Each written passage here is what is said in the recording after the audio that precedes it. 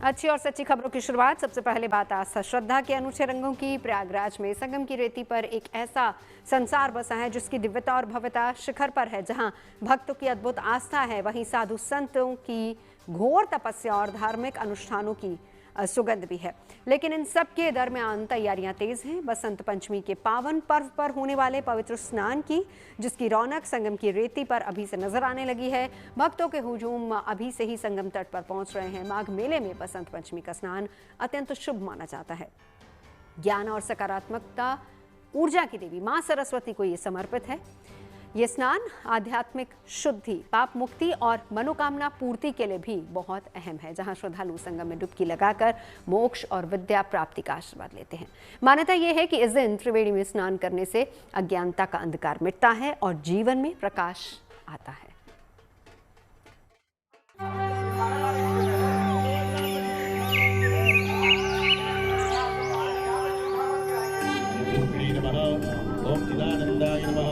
शंखनाद और मंत्रोच्चार के बीच भक्ति की ऐसी अविरल धारा त्रिवेणी संगम पर बह रही है जिसे शब्दों में बयां करना मुमकिन नहीं है। संगम की रेती पर बिछी ये आस्था की चादर इस बात की गवाही है कि माघ मेला अपने चरम पर है। यूं तो संगम की रेती भक्तों से हर रोज ही गुलजार रहती है, लेकिन गंगा, यमुना और अदृश्य सरस्वती के संगम पर श्रद्धा, ज्ञान और प्रकृति का अनूठा संगम दिखने वाला है। क्योंकि कल यानी 23 जनवरी को बसंत पंचमी है और इस पावन मौके पर माघ मेले में एक और बड़ा स्नान होने वाला है, जिसकी रौनक त्रिवेणी संगम पर अभी से दिखने लगी है। माघ मेला का चौथा बड़ा स्नान बसंत पंचमी का कल है और जिसको लेकर के आज से यानी एक दिन पहले से ही भक्तों का आना शुरू हो चुका है। जो श्रद्धालु हैं, जो बसंत पंचमी के स्नान पर संगम पर स्नान करने के लिए आना चाहते हैं, वो आज से ही आना शुरू हो गए हैं। चूँकि रात 12 बजे के बाद से गाड़ियों के आने पर प्रतिबंध लग जाएगा, गाड़ियां नहीं आ पाएंगी प्रयागराज मेला क्षेत्र में, लिहाजा अभी से बसंत पंचमी के स्नान को लेकर लोगों के आने का सिलसिला शुरू हो चुका है। अगर बात करें तो संगम पर स्नान के लिए माघ मेला का ये चौथा स्नान है।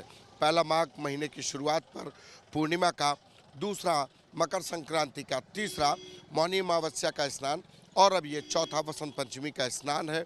बसंत पंचमी एक ऐसा पावन पर्व सनातन धर्म में जिसमें माँ सरस्वती की पूजा भी की जाती है और एक शुभ दिन, शुभ लग्न का ये पर्व होता है, जिसकी वजह से माघ मेला में जो कल्पवास कर रहे हैं उनके लिए बसंत पंचमी का स्नान बेहद अहम हो जाता है। माघ मेले में बसंत पंचमी का स्नान अत्यंत शुभ होता है, जो ज्ञान और सकारात्मक ऊर्जा की देवी मां सरस्वती को समर्पित है। ये स्नान आध्यात्मिक शुद्धि, पाप मुक्ति और मनोकामना पूर्ति के लिए महत्वपूर्ण माना जाता है। जहां श्रद्धालु संगम में डुबकी लगाकर मोक्ष और विद्या प्राप्ति का आशीर्वाद मांगते हैं। मान्यता है कि इस दिन त्रिवेणी में स्नान करने से अज्ञानता का अंधकार मिटता है और जीवन में प्रकाश आता है। बसंत पंचमी के दिन को सरस्वती मैया का दिन माना गया है। सरस्वती माता बुद्धि का, कला की देवी हैं, ज्ञान की देवी हैं। तो बसंत पंचमी में गंगा में, जमुना में और सरस्वती माने तीनों का संगम है। इस संगम में स्नान करने से सभी पापों का नाश होता है और बुद्धि विकास होता है। सभी प्रकार के समस्याओं का समाधान होता है। तो ये है बसंत पंचमी का स्नान। माघ मेले की असली आत्मा है कल्पवास। 1 महीने तक संगम की रेती पर कठोर तपस्या, निरंतर प्रभु की आराधना में लीन रहने वाले कल्पवासियों के लिए बसंत पंचमी केवल एक तिथि नहीं, बल्कि उनकी साधना की सिद्धि का दिन है। माघ मेले के इस विशेष स्नान पर कल्पवासियों का धैर्य और तपस्या पूर्णता की ओर बढ़ता है। देखिए, माघ के महीने को ही कल्पवास कहा जाता है। 1 माह यहाँ पर रहते हैं, उसी को कल्पवास कहा जाता है। उसमें यहाँ पर निवास करते हैं और होम धूप करते हैं और गंगा स्नान करते हैं। अपने इष्ट आराध्य, अपने गुरु के द्वारा जो उनको मंत्र प्राप्त होता है, उसी मंत्र की साधना करते हैं और नित्य गंगा संगम पर स्नान करते हैं। जो त्रिवेणी हैं वहाँ पर स्नान करते हैं। उससे उनको मनोवांछित फल की प्राप्ति होती है और इस जन्म में लौकिक सुख भोगने के बाद में अंत में भगवान विष्णु का परम पद उनको प्राप्त होता है।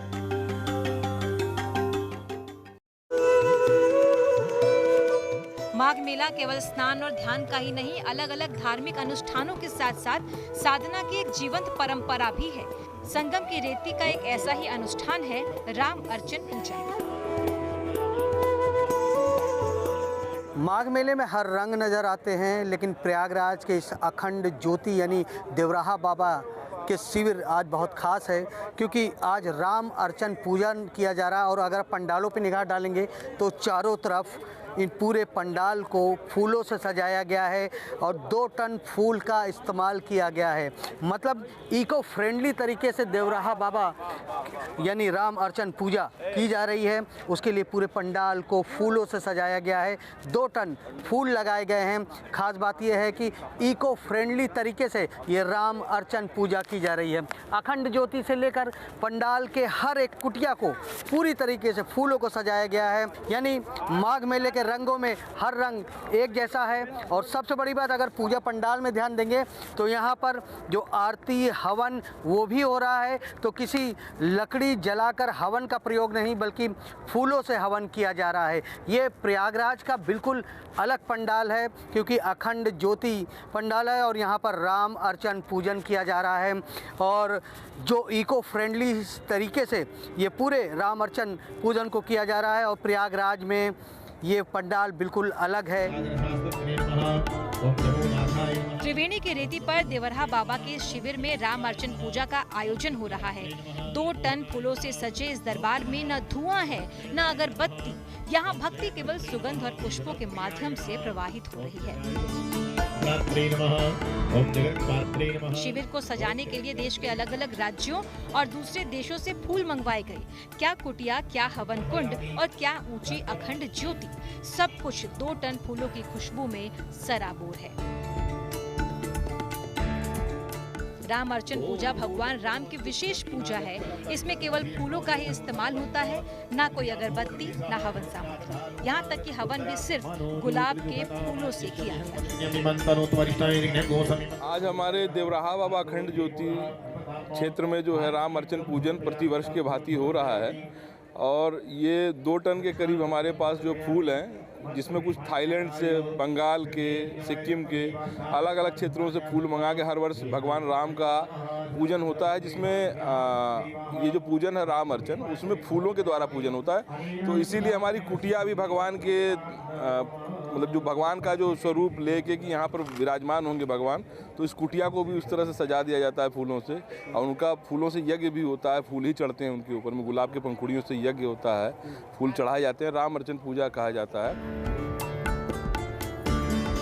ये पूजा कई सालों से देवराहा बाबा के शिष्य रामदास आयोजित करते आ रहे हैं, जिसमें साधु, संत और स्थानीय भक्त बड़ी संख्या में शामिल होते हैं। फूलों से किया जाने वाला हवन इस पूजा का सबसे आकर्षक हिस्सा है, जिसमें हर भक्त मंत्रोच्चार के साथ गुलाब के फूल अर्पित करता है। माघ मेले में एक और अनुष्ठान की चर्चा भी जोर शोर से हो रही है। इस शिविर में लड्डू गोपाल भी विराजमान है और भक्त लगातार भजन कीर्तन कर रहे हैं।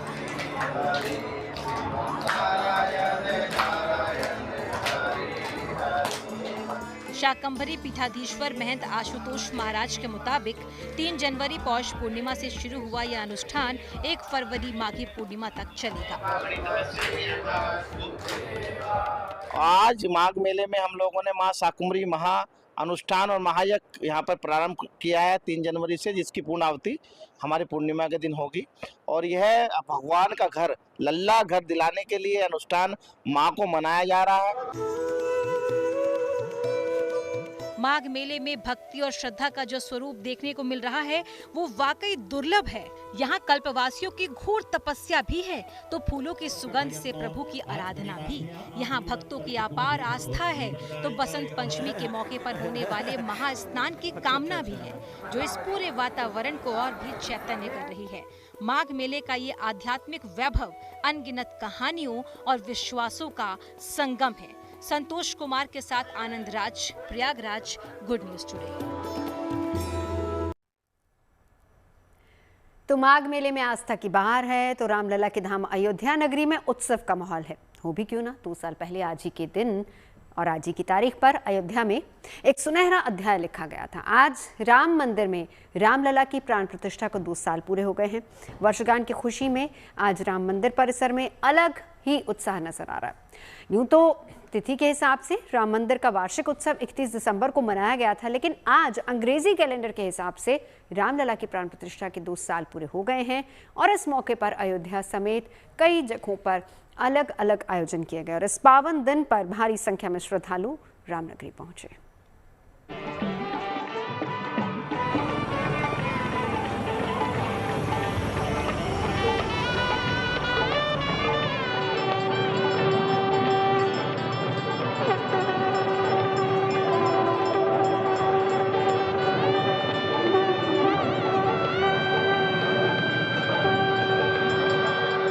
पल में 5 सदियों की प्रतीक्षा पूरी हो गई थी।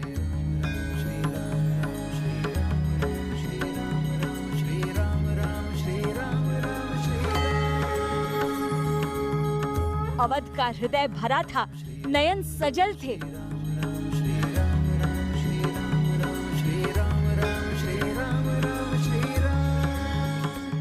रामलला अपने मंदिर में विराजमान हो गए थे।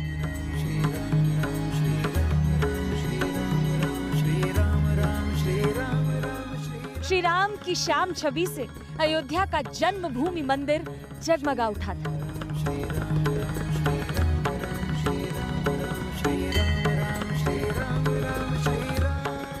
महर्षि वाल्मीकि से गोस्वामी तुलसीदास तक युग युगांतर में संतों मुनियों ने अपनी लेखनी से राघव का जो रूप भारत भूमि के हृदय में बसाया था, उसके दर्शन पाकर आंखें धन्य थी।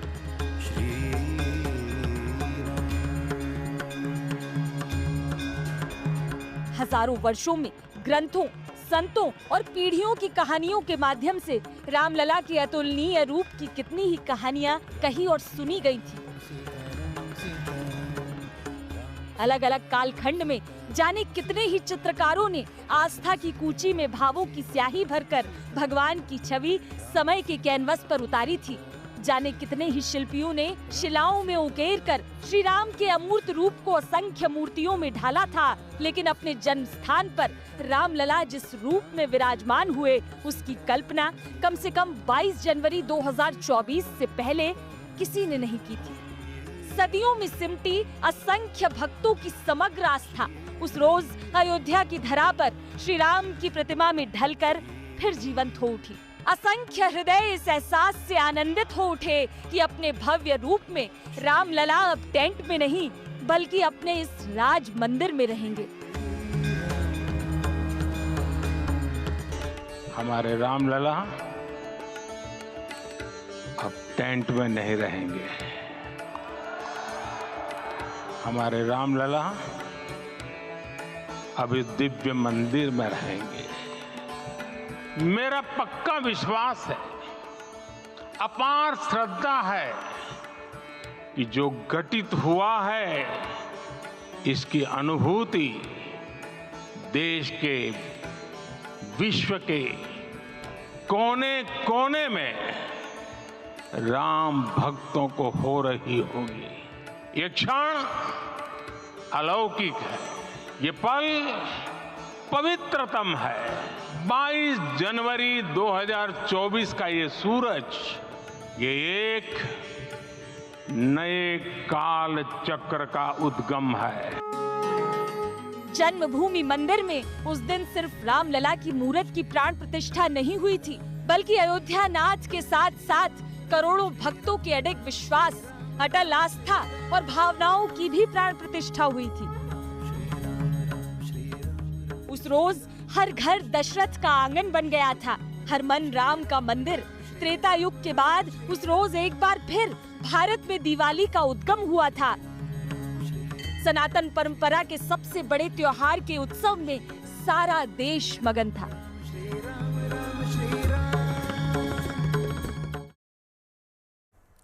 और अब बात कर लेते हैं 2.5 साल की एक बच्ची की, जिसके माता पिता को जून में उसके लिवर में ट्यूमर का पता चला। अफसा के माता पिता उसे मुंबई में बच्चों के मशहूर अस्पताल वाडिया हॉस्पिटल में ले गए। वहां डॉक्टरों ने अफसा के इलाज के लिए XC2 liver auto transplantation surgery का विकल्प चुना, जो कि अपने आप में एक बेहद दुर्लभ और मुश्किल ऑपरेशन माना जाता है। वाडिया अस्पताल में हुई सर्जरी भारत में पहली बार हुई है। चिकित्सा के इसी चमत्कार की वजह से बच्चे को नया जीवन मिल पाया है।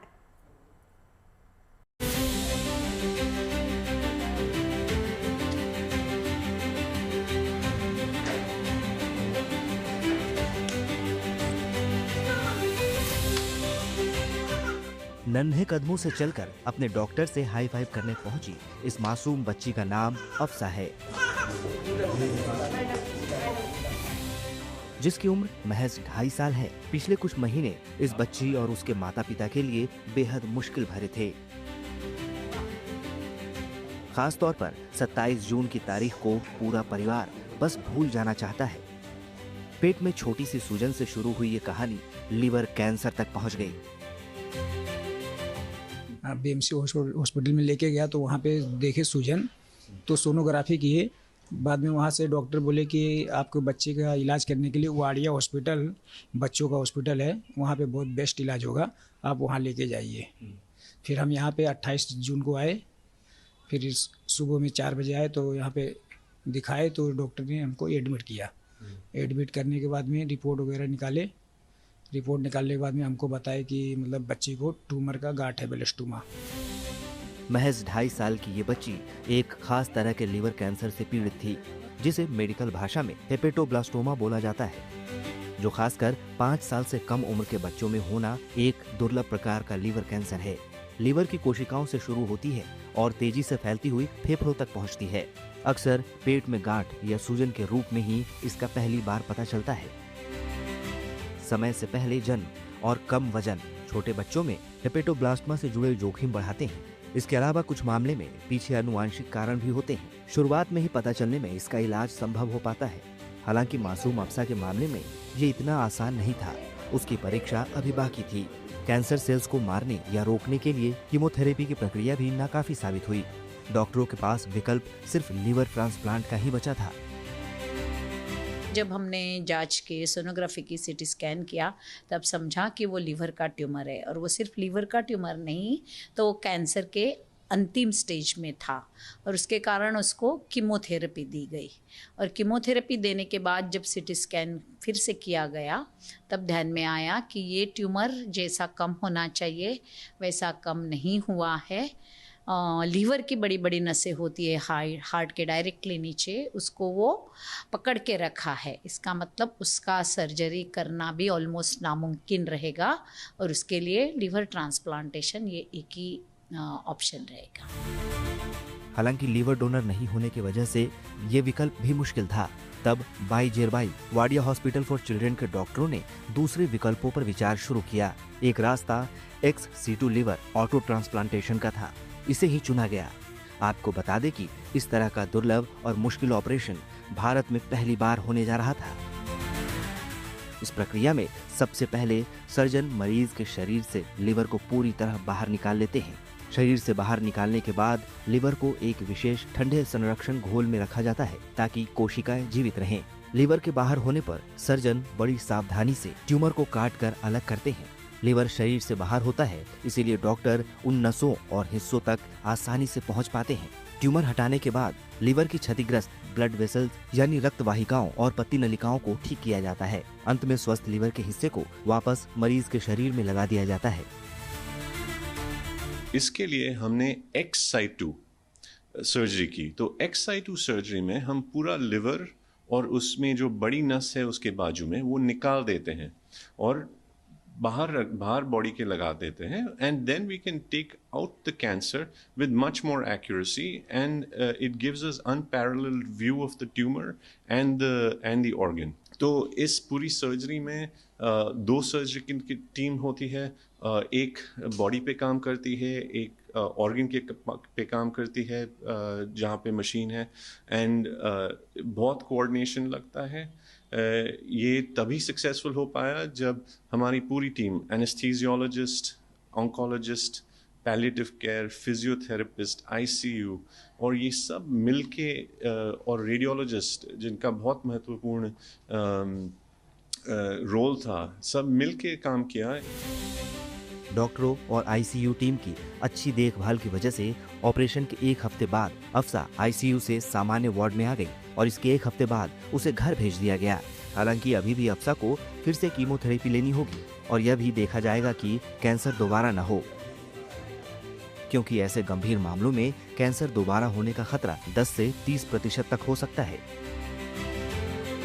अभी तो वो फुल्ली रिकवर्ड है, आपने देखा वो हंसती खेलती है, लेकिन ये ऑपरेशन के बाद भी उसको 1 कीमोथेरेपी की या 2 कीमोथेरेपी की साइकिल्स लगेंगी and there is a chance कि 10 से 30% चांस होता है कोई भी कैंसर का जैसे फिर से आने का चांस होता है, वैसे ये भी सर्जरी करने के बाद थोड़ा बहुत वो रिस्क तो होता ही है और इसके लिए हम उसको रेगुलर फॉलोअप पे रखेंगे।